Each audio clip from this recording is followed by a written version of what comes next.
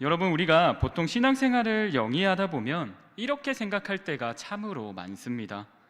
목사님의 설교를 들으면 하나님께서 나를 선택하시고 지켜주신다고 하는데, 지금 내가 당하고 있는 고난이 과연 옳은 것인가?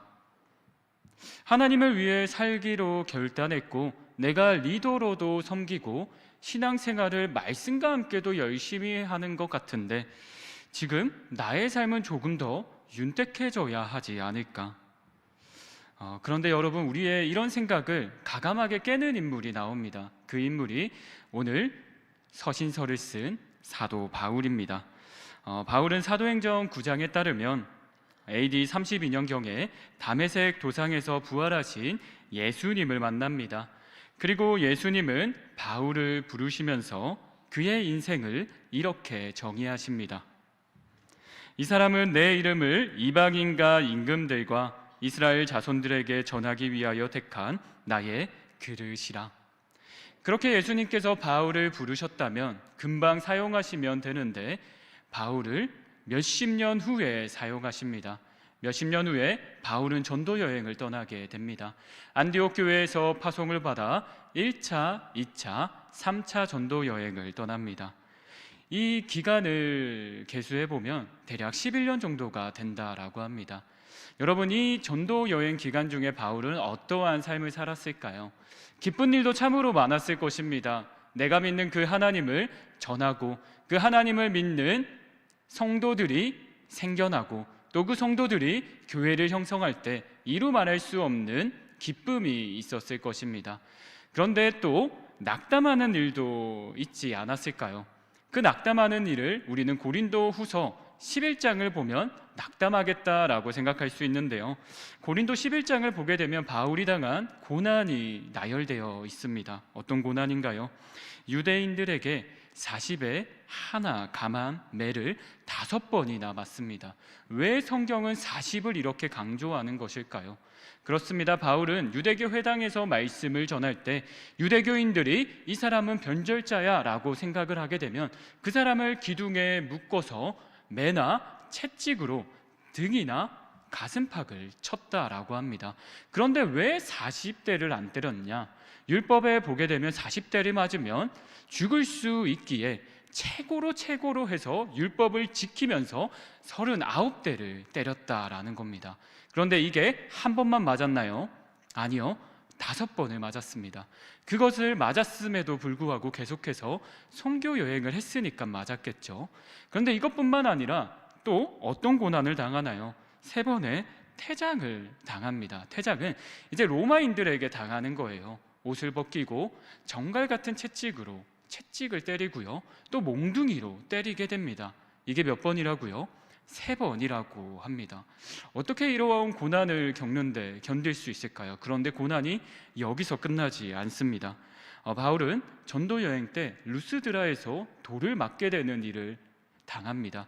그리고 성경은 이렇게 기술합니다. 바울이 죽은 줄 알고 성 밖에 놔뒀다라고요. 그러나 바울은 죽지 않았고 다시 돌아오면서 루스드라에 복음을 전할 정도로 복음에 매인 사람이었습니다. 고난이 여기서 끝나면 좋겠습니다. 그러나 그 당시 주요 교통수단이 뭐였을까요? 걷는 것, 그리고 배였습니다. 그런데 바울이 전도 여행을 하면서 타던 배가 몇 번이나 파선을 당했을까요? 무려 3번이나 파선을 당했습니다. 침몰해서 죽을 뻔했다라는 거죠. 이것뿐만 아니라 이방인과 유대인들, 굶주림과 헐벗음, 보가에서 비시디아 안디옥으로 갈 때 그 산을 넘는 그 고통, 그 아픔 속에서도 계속해서 전도 여행을 했다라는 것입니다. 여러분, 이건 절대 선교의 미담이 아닙니다. 사람 몸으로 견디기 힘든 반복된 폭력과 트라우마입니다. 그리고 중요한 것은 이 일이 한 번도 아니고 여러 번 일어났다는 것입니다. 그런데 여러분, 예수님을 믿고 난 뒤에 바울의 고통은 이것으로 끝나지 않습니다. 이제 1차, 2차, 3차 그 11년간의 그 여행을 마쳤으면 이제는 좀 쉬어도 될 것 같잖아요. 성교관에서 안식을 가져도 될 것 같잖아요. 그렇게 바울은 이제 그 예루살렘 교회가 어렵다라는 소식을 듣고 이방 교회에서 구제 현금을 모아서 예루살렘을 향해 갑니다. 그리고 성교 보고도 하기 위해서 발걸음을 옮기죠. 그런데 발걸음을 옮길 때마다 성령에 사로잡힌 사람들이 바울에게 가지 말라고 합니다. 왜냐하면 가면 죽을 거다, 가면 안 된다, 갇힐 거다, 감옥에 갇힐 거다 등으로 고통당할 거다라고 말합니다. 그런데 바울은 그곳을 갑니다. 왜냐하면 성경에 고통을 당한다라고 되어 있지 가지 말라는 이야기는 없거든요. 그렇게 바울은 사명감을 가지고 예루살렘 교회로 가게 됩니다. 거기서 어떤 고난을 당하나요? 아시아에서 온 유대인들이 바울을 모함하기 시작합니다. 거짓으로 모함해서 바울은 감옥에 갇히게 됩니다. 로마 감옥에 며칠 있었고요. 또 가이사랴 감옥에 2년간 있게 됩니다. 그리고 나서 바울은 이제 황제에게 상소를 하게 되고 로마 감옥에 2년간 있게 됩니다. 그리고 로마 감옥에 2년 동안 머물면서 쓴 서신이 오늘 우리가 읽은 에베소서입니다. 한마디로 우리가 과제가 주어져서, 회사에 일이 주어져서 그 시원한 카페에서 노트북 딱 펴고 여유롭게 아이스 아메리카노를 마시면서 에베소서를 쓰지 않았다라는 것입니다. 물론 로마의 감옥이 셋집이라고 해서 가옥이라고 해서 편하지만은 않았습니다. 그곳에서도 새창살, 새고랑을 차고 있었기에 마냥 자유롭지 않았습니다. 그렇게 바울이 쓴 편지 에베소서, 그 에베소서에는 어떤 이야기들이 펼쳐질까요?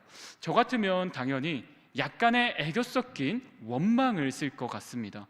그런데 에베소서를 아무리 읽어봐도 원망은 보이지가 않습니다.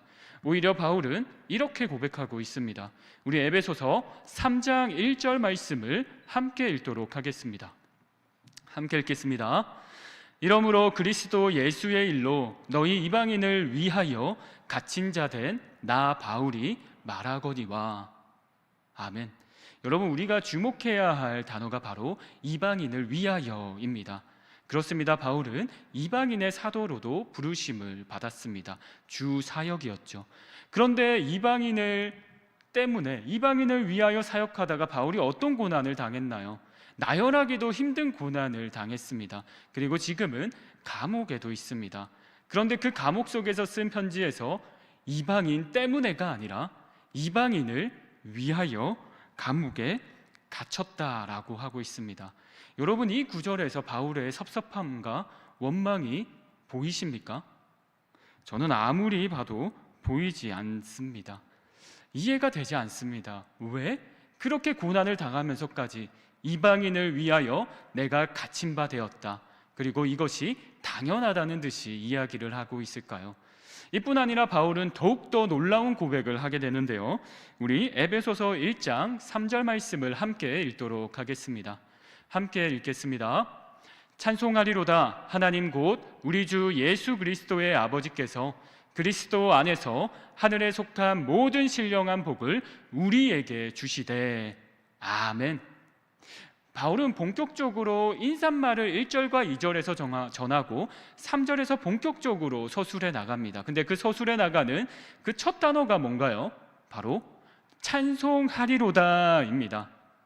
여러분, 원망하기도 바쁜데 하나님, 나 진짜 이거는 아니잖아요. 내가 이렇게까지 선교도 열심히 하고 하나님의 복음 사역도 열심히 했는데 이거는 아니잖아요 라고 시작해도 우리는 이해할 수 있을 것 같습니다. 그런데 바울은 그렇게 시작하지 않고 하나님을 찬송하며 시작하고 있습니다. 그런데 바울이 어떻게 하나님을 그 상황 속에서도 찬송할 수 있는 것일까요? 그 이유가 하반절에 나옵니다. 하반절에 그리스도 안에서 하늘에 속한 모든 신령한 복을 우리에게 주시되. 그렇습니다. 바로 하나님께서 우리에게 신령한 복을 주셨기에 나는 찬양할 수 있다라는 것입니다. 여기서 주시되가 한글 성경으로 보니까 시제가 잘 안 드러나는데 이 시제는 영어 성경을 보게 되면 완료 시제로 쓰였습니다. 한마디로 과거부터 주어져서 현재까지 계속해서 있는 상태라는 것입니다. 그렇다면 여러분, 여기서 말하는 신령한 복은 무엇일까요? 신령한 복은 원어로 푸뉴마코스입니다. 여러분, 푸뉴마 많이 들어보지 않았나요? 바로 헬라어로 성령님을 뜻하는 단어입니다. 한마디로 이 신령한 복은 성령님이 주시는 복이라는 것입니다. 그리고 좀 더 쉽게 표현해 보면 삼위일체 하나님이 이루어 가시는 놀라운 구원의 역사, 그 신령한 복을 알았기 때문에 바울은 그 절망적인 상황 속에서도 내가 갇힌 자 되었지만 오히려 자유인처럼 보이는 너희에게 기쁨으로 찬송하면서 편지를 쓸 수 있다라는 것입니다. 그렇습니다, 여러분. 바울은 미래에 언젠간 잘 될 거야 의 신앙이 아니었습니다. 이미 결정된 구원이 지금 나를 붙들고 있기에, 그 받은 은혜가 크기에 이 상황은 나에게 문제가 아니라 오히려 찬송할 수 있는 상황이다라고 고백하고 있는 것입니다. 여러분, 여기서 우리의 신앙과 바울의 신앙이 갈리지 않나요? 믿음이 연약한 우리는 이렇게 고백합니다. 하나님, 문제 해결해 주면 정말 최상의 감사 올려드리겠습니다. 하나님, 상황이 정말 좋아지면 내가 예배당에서 앞자리에 나와서 춤추면서 찬송하겠습니다.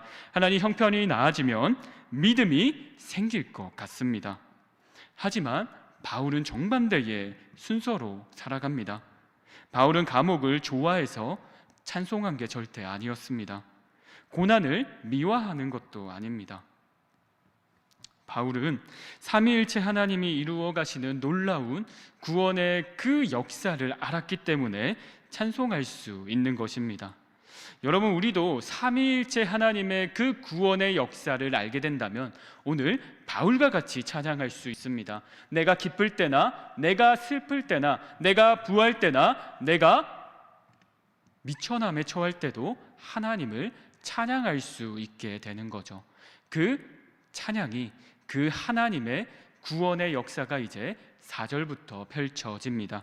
우리 먼저 하나님은 그 구원의 역사에서 어떤 일들을 하셨는지 우리 에베소서 1장 4절과 5절 말씀을 함께 읽도록 하겠습니다. 함께 읽겠습니다. 곧 창세전에 그리스도 안에서 우리를 택하사 우리로 사랑 안에서 그 앞에 거룩하고 흠이 없게 하시려고 그 기쁘신 뜻대로 우리를 예정하사 예수 그리스도로 말미암아 자기의 아들들이 되게 하셨으니. 아멘. 여러분, 여기서 우리가 사랑 안에서라는 단어를 보겠습니다. 여러분, 사랑 안에서의 단어는 전치사가 쓰였는데요, 헬라어로 an입니다. 이 단어는 공간을 뜻하면서 안에서라는 뜻을 가지고요, 또 도구로 사용될 때는 뭐뭐스로도 쓰입니다. 그리고 이 단어는 또 뭐뭐 때문에 이유를 나타내기도 합니다. 그러면 이제 우리가 4절 말씀을 보면 조금 이해할 수 있습니다. 곧 창세전에 그리스도 안에서 우리를 택하사 우리로 사랑 때문에 그 앞에 거룩하고 흠이 없게 하시려고. 그렇습니다. 하나님은 우리가 창세 전에 있을 때 우리가 무엇을 해서가 아니라 우리를 택하여 주셨다라고 하고 있습니다. 그런데 무엇 때문입니까? 이유가 무엇입니까? 바로 사랑 때문이라고 말하고 있습니다. 도대체 우리가 우리 자신을 보게 되면 사랑할 곳이 어디 있습니까? 누구한테도 말하지 못할 죄를 반복적으로 짓고 있고, 내가 기분이 나쁘면 그 사람을 보지도 않고 그 사람을 험담하기 바쁜 내 모습을 보면서까지 하나님은 먼저 사랑해 주셨습니다. 그리고 그 사랑하신 것 때문에 우리를 택하셔서 지금 이 자리에 불러주셨다라는 것입니다. 그리고 하나님께서는 더 나아가서 강하에서 이렇게 말하고 있습니다. 그 하나님이 우리를 택하셔서 자기의 아들들이 되게 하셨느니라. 아멘. 여러분, 헬라어 뜻을 보게 되면 이 단어를 이렇게 표현할 수 있습니다. 자기의 아들들로 입양했다. 여러분, 이 당시에 입양의 개념은 상속자의 개념이 굉장히 강합니다. 한마디로 예수 그리스도가 누릴 수 있는 그 특권을 내가 너희를 선택해서 불러줬기 때문에 너는 그 특권 아래 들어갔다라는 것입니다. 그렇게 우리는 부활의 승리, 예수 그리스도가 하신 그 부활의 승리를 소유한 자들이 되었다라는 거죠. 살아가는 여러분, 세상이 어떻게 돌아간다 할지라도 때론 내 삶에 내일이 잘 보이지 않는 안타까움 속에 있다고 하더라도 아침에 눈을 뜰 때마다 천지 만물을 창조하신 그 하나님이 나를 사랑하셔서, 그 신이, 그 완전한 신이 나를 사랑하셔서 나를 택하셔서 나를 자녀 삼아 주셨다라는 이 정체성을 가지고 아침에 눈을 뜰 때 어떠한 상황에도 감사할 수 있는 여러분 되기를 주님의 이름으로 축복합니다. 여러분, 이제 하나님이 이러한 일을 하셨고 이제 예수 그리스도가 이러한 일을 하셨다라고 바울이 말하고 있는데요, 우리 에베소서 1장 7절 말씀을 함께 읽도록 하겠습니다. 함께 읽겠습니다. 우리는 그리스도 안에서 그의 은혜의 풍성함을 따라 그의 피로 말미암아 속량 곧 제사함을 받았느니라. 아멘. 여러분, 우리는 그리스도 안에서 그 은혜의 풍성함을 따라 무엇을 얻었다라고 말하고 있나요? 속량을, 곧 제사함을 얻었다라고 말하고 있습니다. 여러분, 바울 서신을 보게 되면 바울은 예수 그리스도의 십자가의 복음을 두 가지로 설명합니다. 한 가지는 뭔가요? 레위기의 제사의 개념을 가지고 와서 설명을 합니다. 이것은 로마서에 잘 드러나 있습니다. 그리고 바울은 오늘 이 에베소에서 속량의 개념을 설명하고 있습니다. 여러분, 이 속량의 개념은 굉장히 중요합니다. 이 개념이 무엇일까요? 여러분, 이 속량은 이 당시 노예들에게 쓰이는 것이었습니다. 한마디로 노예를 사게 될 때 쓰는 그 단어가 속량이었습니다. 그 당시 노예가 가축과 같이 취급을 받았다라는 것을 고려한다면 정말 미천한 단어입니다. 그런데 바울은 왜 미천한 단어로 그 하나님인, 그 천지 만물을 창조하신 그 예수 그리스도를 표현하는 것일까요? 여기에는 바울의 의도가 있습니다. 어떤 의도인가요? 가장 미천한 우리도 하나님께서 속량하신다는 것입니다. 구원하신다는 개념이 여기에 포함되어 있습니다.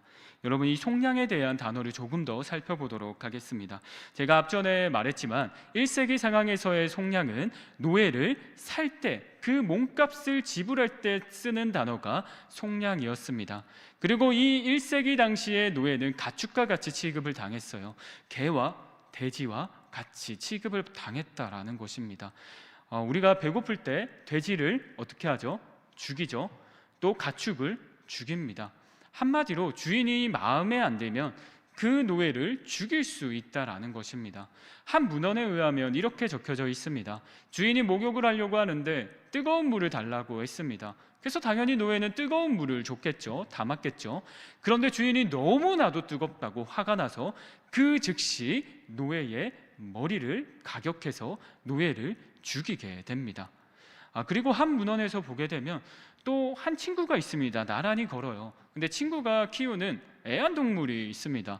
근데 그 애완동물을 그 옆에 있는 친구가 화가 나서 또는 실수로 죽였다라고 해요. 그런데 그 옆에 있는 친구가 또 화가 나서 어떻게 했을까요? 그 옆에 있는 종을 죽였다라고 합니다. 한마디로 가축과 같은 취급을 당하는 사람이 노예였습니다. 그리고 여러분, 로마에 많은 전쟁이 있었다라는 것을 감안한다면 노예는 당연히 많았겠죠. 그래서 노예 시장이 매일마다 열렸습니다. 그리고 작은 새창살에는 정말 많은 수의 노예가 있었습니다. 그리고 노예는 단돈 현시가로 대략 15만 원 정도면 살 수 있을 정도였습니다. 그렇게 노예는 사람 대접을 제대로 받지 못했죠. 그렇기 때문에 노예는 항상 무엇을 하고 싶었을까요? 도망을 가고 싶었습니다. 그 사건을, 그 노예가 도망을 많이 갔다라는 점을 우리는 이것을 통해서 알 수 있습니다. 그 당시 노예를 잡는 관청이 있었다라는 것입니다. 큰 관청이 있었다라는 것만 봐도 노예가 정말 많이 도망갔구나라는 점을 알 수 있습니다. 여러분, 우리나라도 그랬지만 과거에 노예는 낙인을 찍습니다. 그 첫 번째 로마에서 낙인을 찍을 때는 보이지 않는 곳에 낙인을 찍었다라고 해요. 어깨 정도에 낙인을 찍었습니다. 노예라는 뜻이죠. 그런데 이 노예가 도망치게 되면 어디에 낙인을 찍었을까요? 도망쳐서 잡히게 되면 어디에 낙인을 찍었을까요? 당연히 잘 보이는 곳에 낙인을 찍었습니다. 어디? 이마와 볼에 낙인을 찍었습니다. 그런데 이 낙인을 찍을 때 단순히 그냥 낙인을 찍지 않았어요. FUG라는 철자를 만들어서 낙인을 찍었습니다. 이 FUG 영어로는 fugitive, 도망자라는 뜻인데요. 라틴어에서 비롯된 단어입니다. 이렇게 FUG를 이마에 볼에 새깁니다. 그래서 너가 도망간 노예고 너를 발견하는 즉시 죽이거나 주인을 찾아야 된다라는 것을 남기기 위한 것이었죠. 그런데 여러분, 이 노예가 도망갔을 때 주인은 당연히 노예를 죽일 권한이 있을까요? 없을까요? 있습니다. 그런데 노예는 차라리 죽기를 바랍니다. 왜냐하면 죽지 않고 끌려가게 되면 그 주인에게 어떻게 당할까요? 모진 고문을 당하거든요. 그리고 주인은 또 한간에는 그래도 조금이라도 이윤을 남기기 위해 그 도망간 노예를 팔았다라고 합니다. 근데 팔 때의 가격은 얼마일까요? 15만 원이라고 한다면 10분의 1 정도 가격이었다라고 해요. 15,000원 정도. 근데 여러분, 그래도 노예인데 15,000원 정도면 잘 팔릴 것 같나요? 잘 팔릴 것 같지만 잘 팔리지 않았다라고 합니다. 왜냐하면 이 노예를 샀다가 괜히 우리 집안에 있는 노예를 선동해서 다 도망가면 어떻게 해요? 그래서 인기가 없었다라고 합니다. 그렇게 노예는 지금 즉시 팔리기를 원하지만 팔리지 않는다면 다시 주인의 집에 가서 모진 고문을 당하게 되겠죠. 자살을 하고 싶을 정도로 말이죠. 그런데 그 노예와 같은 사람이 누구일까요? 바로 우리라는 것입니다. 여러분, 근데 여러분은 어떤 노예이십니까? 죄 한 번 지은 노예입니까? 아니면 세상이 너무나도 좋아서 죄를 짓고 싶어서 여러 번 도망갔던 노예입니까? 차라리 한 번도 도망가지 않은 노예면 다행인 것 같습니다. 그러나 우리는 우리 자신을 속일 수 없습니다. 우리는 여러 번 도망갔습니다. 2번도 아니고 3번도 아니고 어쩌면 셀 수 없을 정도로까지 도망을 갔습니다. 그리고 이제 주인에게 끌려갈 일만 남았습니다. 그렇게 새창살에 있을 때 이제 한 분이 찾아오시는 겁니다. 그 한 분이 유난히 그 도망간 노예를 향해서 지그시 바라보십니다. 그리고 그 노예 상인에게 그 노예를 사겠다라고 말합니다. 당연히 그 노예 상인은 얼마를 달라고 했을까요? 본 노예 가격보다 10분의 1 정도 가격만 주세요라고 했겠죠. 그런데 그분은 이상하게 그것을 들은 채도 하지 않고 그 값을 지불하시는데 정말 신기하게 자신의 생명을 가지고 와서 그 값을 지불하는 것입니다. 당연히 노예 상인은 그 생명값, 이거 필요 없습니다. 이거는 너무나도 큰 생명입니다. 이것의 1경의 1 정도만 주더라도 이 노예 살 수 있습니다. 이 정도의 생명 필요 없습니다 라고 말했습니다. 여러 사람들은 조롱하기까지 합니다. 그런데 그분은 끊임없이 지그시 바라보면서 이 노예, 내가 이 생명, 내 생명으로 사겠다라고 말합니다. 그분이 바로 누구실까요? 바로 예수 그리스도시라는 것입니다. 그 당시 가축과 같은 그 노예를 살리기 위해서 자신의 핏값을 치르신 분이 바로 예수 그리스도시라는 거죠. 처참한 몰골에 이마와 볼에는 FUG가 낙인되어 있는 나를 노예로, 정말 값어치 없는 나를 속량해 주신 분이 바로 예수 그리스도시라는 것입니다. 여러분, 이렇게 예수 그리스도는 우리의 구원의 서사에서 우리를 구원하시기 위해 자신의 핏값을 들여서 우리를 속량해 주신 분이십니다. 그리고 그 절이 7절부터 쭉 이어져서 11절까지 이어지게 됩니다. 그렇기 때문에 여러분, 우리는 우리 자신을 볼 때 쓸모없는 사람같이 느껴질 때, 그리고 나에게 주어진 고난이 너무나도 강해서 힘들 때, 또는 내가 부유해져서 윤택해져서 기쁠 때, 우리는 나 자신으로 만족하는 것이 아니라 나를 위해서 피값 흘려서 나를 위해서 구원해 주신 그 예수 그리스도를 기억하면서 찬송할 수 있어야 된다라는 것입니다. 여러분, 우리는 이 하나님의 사역과 예수 그리스도의 사역만 보더라도 충분히 하나님을 찬송할 수 있을 것 같습니다. 어떤 상황에도요. 그런데 여기서 끝나지 않습니다. 바울은 한 분이 더 남았는데요, 삼위일체 하나님 중에서 누가 남았죠? 바로 성령님이 남았습니다. 우리 13절과 14절 말씀을 함께 읽도록 하겠습니다. 함께 읽겠습니다. 그 안에서 너희도 진리의 말씀 곧 너희의 구원의 복음을 듣고 그 안에서 또한 믿어 약속의 성령으로 인치심을 받았으니 이는 우리 기업의 보증이 되사 그 얻으신 것을 속량하시고 그의 영광을 찬송하게 하려 하심이라. 아멘. 여러분, 지금까지 우리는 하나님 앞에 선택을 받고 예수 그리스도께서 하신 구원을 얻었지만 우리가 여전히 하게 되는 신앙의 고민이 있습니다. 주님 앞에 무너지는 내 모습을 바라보면 우리는 이런 고민이 들기 시작합니다. 내가 혹시라도 주님의 선택을 받지 못한 건 아닐까? 구원받지 못한 사람은 아닐까? 이 구원이 흔들릴 때가 있습니다. 그때 우리가 하는 일이 무엇입니까? 내가 좀 더 주님이 원하시는 그 일을 한다면 내가 구원이 조금 더 견고해지지 않을까? 내가 교회 사역을 조금만 더 열심히 하면 내 구원이 조금 더 견고해지지 않을까? 하나님이 좋아하시는 일을 하면 내 구원의 확신이 더욱더 강해지지 않을까라고 생각할 때가 있습니다. 그러나 오늘 말씀은 그것이 아니라고 말하고 있죠. 하나님이 예정하사 택하셨기 때문에 우리가 구원에 있어서는 우리가 할 수 있는 것은 없습니다. 우리의 행위로 받을 수 있는 것이 아니라 하나님의 은혜로 받은 것이기 때문입니다. 그렇다면 우리는 왜 이렇게 흔들릴까요? 그럴 때 우리가 붙잡아야 될 분이 바로 성령 하나님이십니다.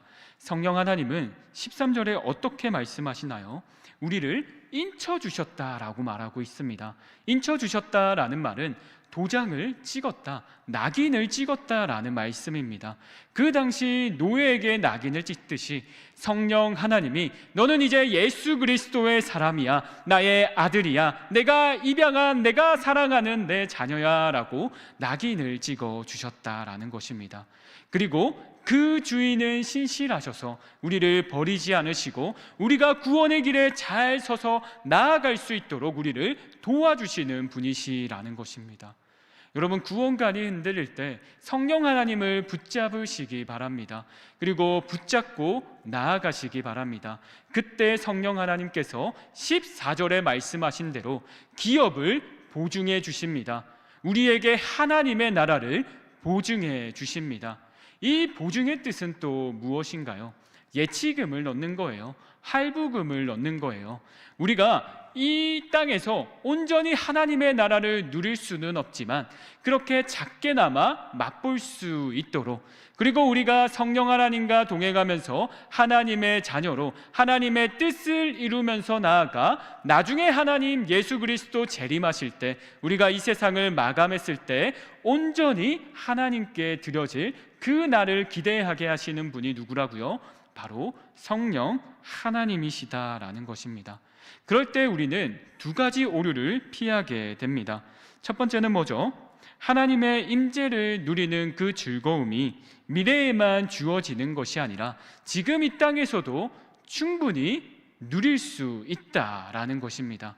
그리고 또한 우리가 알게 되는 것은요, 오류를 피하는 것은요, 현재 누리는 즐거움이 전부가 절대 아니라는 것입니다. 바로 현재의 즐거움은 예치금, 즉 다가오지 않은 미래에 대한 맛보기에 지나지 않는다라는 사실이죠. 우리가 수련회에 갔을 때 하나님의 그 충만함으로 기쁠 때의 그 기쁨이, 그 우리가 삶을 마감하고 주님께서 재림하셨을 때 우리가 구원의 그 가정을 지켜나가 성령 하나님 의지하면서 나아갔을 때 누리는 그 기쁨이, 그 완전한 기쁨이 기다리고 있다라는 것입니다. 바울은 이 성령 하나님이 이루시는 구원의 역사까지 알았기 때문에 나에게 주어지는 고난은 하나님께 찬송하지 못할 이유가 되지 않았다라는 것입니다. 여러분은 삶 속에서 하나님을 찬송하고 계십니까? 여러분은 취업에 합격했을 때 하나님을 찬양하십니까? 많은 사람들이 예스라고 말할 것 같습니다. 그리고 좋은 대학에, 내가 원하는 대학에 합격했을 때 하나님께 찬양할 것 같습니까? 당연히 가볍게 예스라고 말할 것입니다.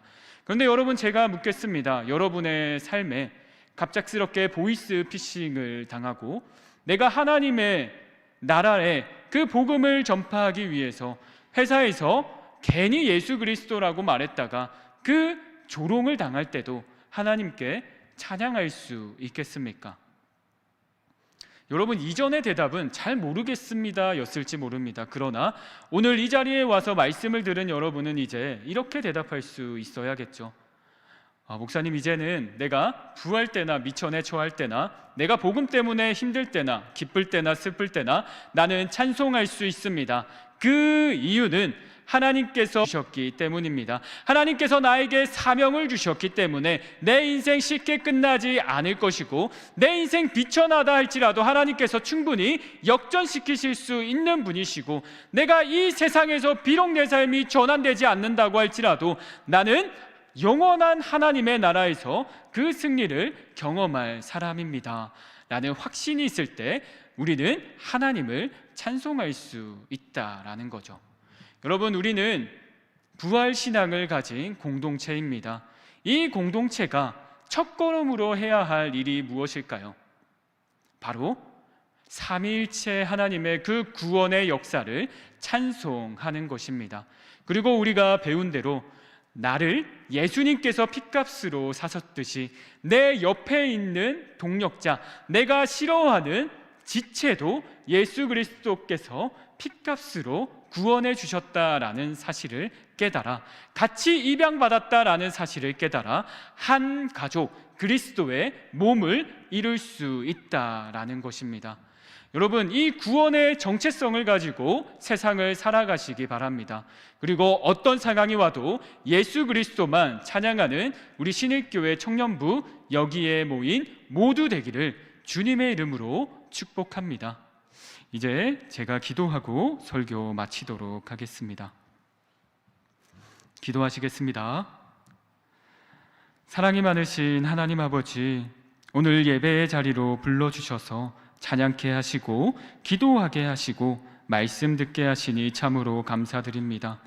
하나님, 나의 신앙생활을 돌아보게 됩니다. 나의 신앙생활은 감사보다는 불평이 많았습니다.